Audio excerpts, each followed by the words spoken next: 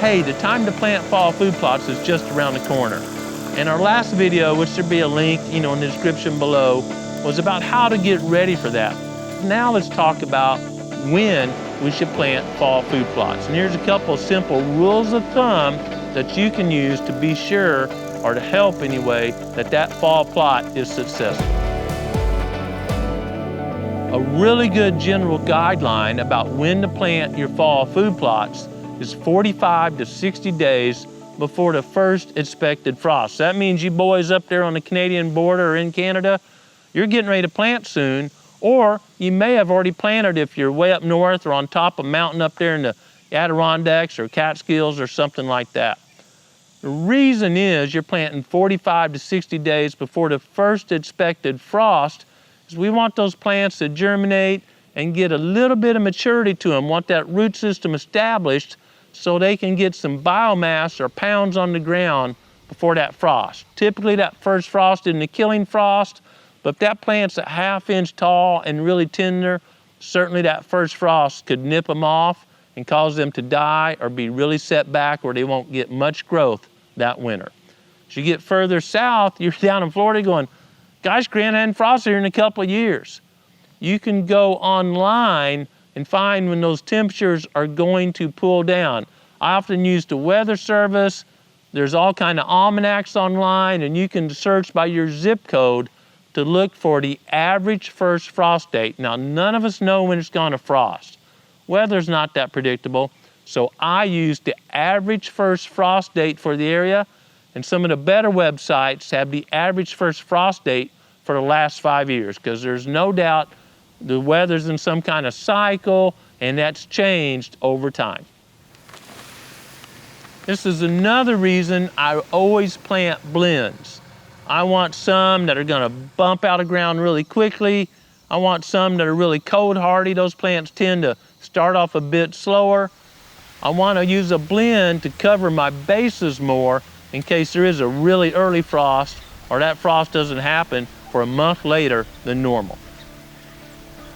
Remember, it's not a calendar date. Those are wide estimates at best. So you're using 45 to 60 days before the expected first frost, the average first frost date, and this is a real important and, when there's ample soil moisture or hopefully rain in the forecast. So seeds are living organisms. If you're planting 45 to 60 days before the first frost, there's a chance it's still really warm outside. You put them out there when it's really dry and hot, those seeds could die. I really prefer planting right before rain. You may not live close to your property, you may not be able to do that, but if you can, a big key to having a successful fall food plot that's gonna attract those bucks in is getting that seed in the ground in a window 45 to 60 days before the first frost and when there's rain in the forecast. I like the forecast to be at least a ½ inch. The weatherman or weatherwoman saying at least a ½ inch of rain, there's a pretty good chance you're gonna get some rain. I'm okay with an inch. I don't want 5 inches because it could wash or displace seed, cause erosion, stuff like that. An 1/8 inch could cause those seeds to get moist and warm and germinate, then they dry out, desiccate, and die. So I want at least a ½ inch of rain unless your soil's already very moist. And if it is very moist, your schedule just didn't allow you to plant before the rain, you've had a couple inches of rain, be careful if you use a no-till drill, boy, you can pack it in. When I'm using no-till drill after the rain, I plant really shallow. There's obviously enough moisture. I don't need to stick that seed very deep in there. The roots are gonna go down. This is really important, especially for fall blends. The seed, average seed size, a lot of clovers, turnips, stuff like that, in the fall is very small. If you stick that small seed too far below the soil, again, it's gonna get moist and warm, open up and germinate, but it may not have enough energy. The only energy it has till it makes leaves and photosynthesizes is inside the seed, in the endosperm. It gets warm and moist, it germinates, but it starves to death before it busts through the soil. Or if you're in really heavy clay soils, that soil can crust over if you get a hard rain and the seeds won't be able to penetrate. They won't be able to pop up through it, even with larger size seeds. So if you got clay soil and they're already wet, it's really important to plant shallow if you plant at all.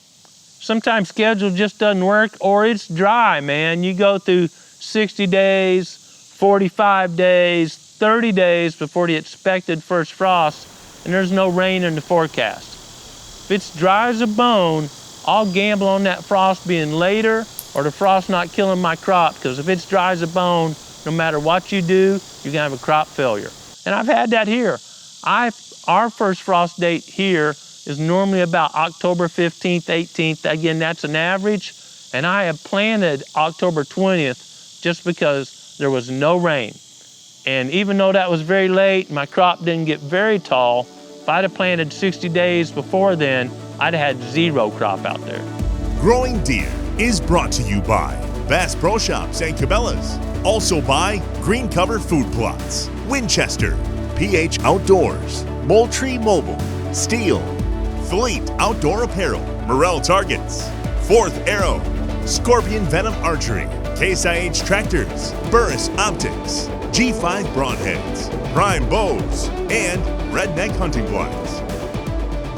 A lot of folks use herbicide, and that's a great tool to use if you need it, but I get this question really frequently. If I apply herbicide, how many days or weeks do I need to wait before I plant?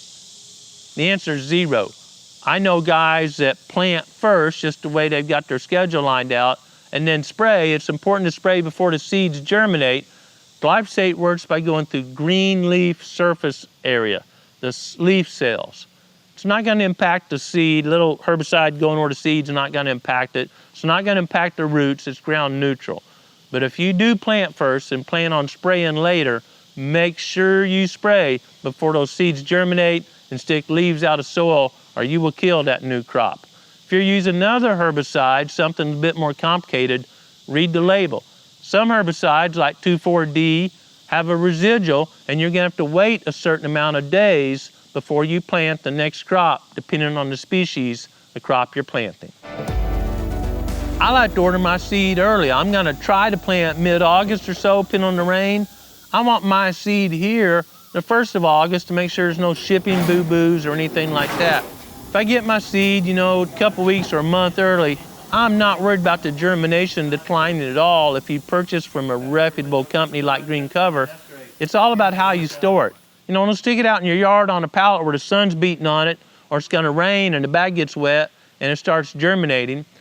And a lot of guys have the containers as storage or lockable storage on their property. We have one here.